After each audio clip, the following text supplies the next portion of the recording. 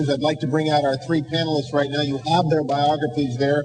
Kyle Frazier representing the point of view that this is a very old earth and it was created by the Lord. Dr. Kent Hovind saying it is a relatively young earth, saying about 6,000 years. And Dr. Michael Shermer, if our panelists would come. This is Dr. Kent Hovind.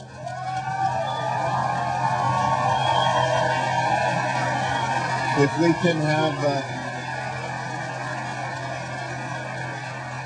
Kyle Frazier, if you'd come out and join us at this point. Try and get our people out here.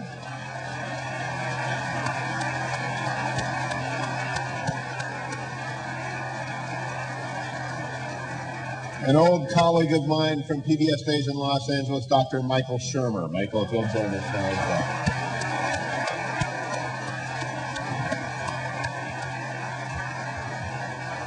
Well, my role is somewhat limited tonight, but I do have the most important duty of all.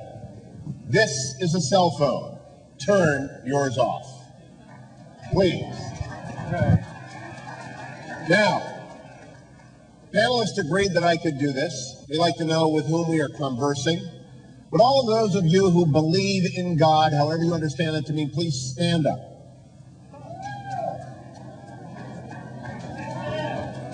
Those of you who denominate yourself as a Christian, please continue to stand. The rest, please sit. What? If you are a Christian, remain standing.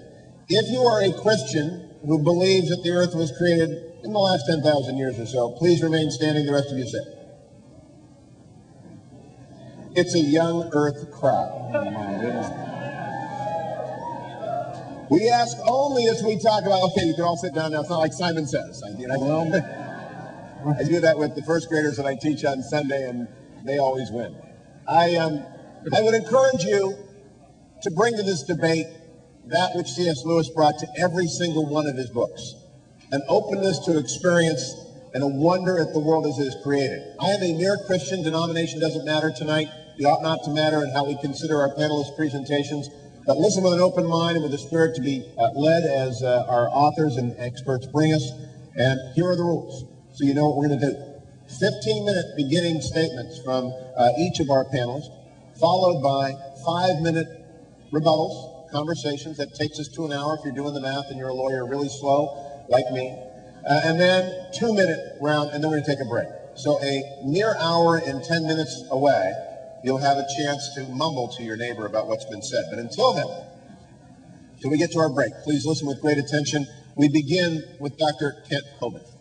Doctor.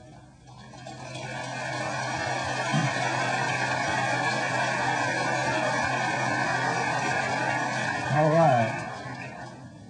Thank you so much. It is an honor to be here in Minnesota.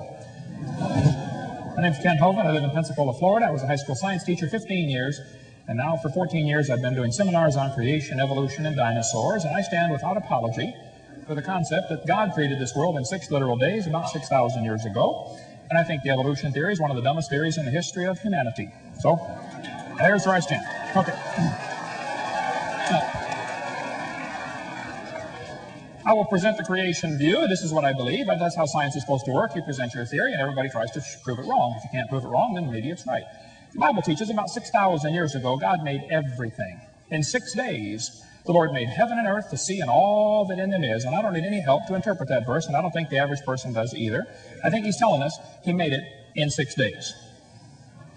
And the Bible says death came into the world because of man's sin. Man disobeyed God, and that's what messed this place up. The Bible says by man came death, in Adam all die. And before the flood came, the Bible says the people lived to be more than 900 years old.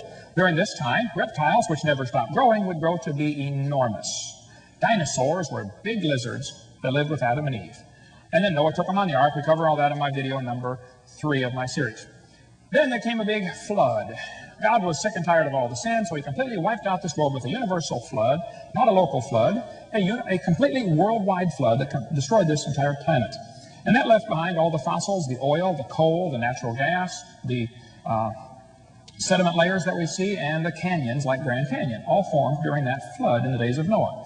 Noah brought onto the ark 2 basic kinds, 2 of each basic kind of animal. Since then, there's been a lot of varieties produced. There's been, big dogs and little dogs, and they probably had a common ancestor, a dog. Science tells us things that we can observe or study or test. That is science. Okay? Evolution is not science, and technically creation is not science. Neither view is technically scientific. We cannot observe the creation. We cannot observe evolution theory. Both are inherently religious. The difference is the evolution religion is tax-supported. That's the primary difference. Now, I like science. I'm not against science. I collect science books, and I'll debate anybody on any scientific topic. If I don't know, I'll say I don't know. But I'm not against science, and I don't know any Christians that are. But there are some things mixed in with our science books that are just simply poisonous. Now, Texas has a law that requires instructional materials to be factual. That's a law, okay? Florida has a law that says textbooks shall be accurate. Wisconsin has a law that says textbooks shall have factual accuracy. Alabama says textbooks shall be adequate and current. California says textbooks shall be factually accurate and reflect current and confirmed research. Minnesota says a teacher shall not deliberately suppress or distort subject matter. Yeah, sure. Hey there, fella. You betcha. Okay? Now, the problem is none of those states are enforcing those laws. There are things used to support the evolution theory that are just plain lies. There is no other way to say it. It's a lie. And we're going to try to get to some of those tonight. But we need to define what we're talking about. This word evolution has at least 6 different meanings. Only one of them is scientific. First, you would have to have cosmic evolution, the origin of time, space, and matter. Nothing can evolve unless there's something there to evolve. So the evolutionists are always trying to avoid this one because they say it's not part of evolution. It has to be part of evolution. People say, well, we just believe evolution is dealing with things changing. Okay, well, how did the things start?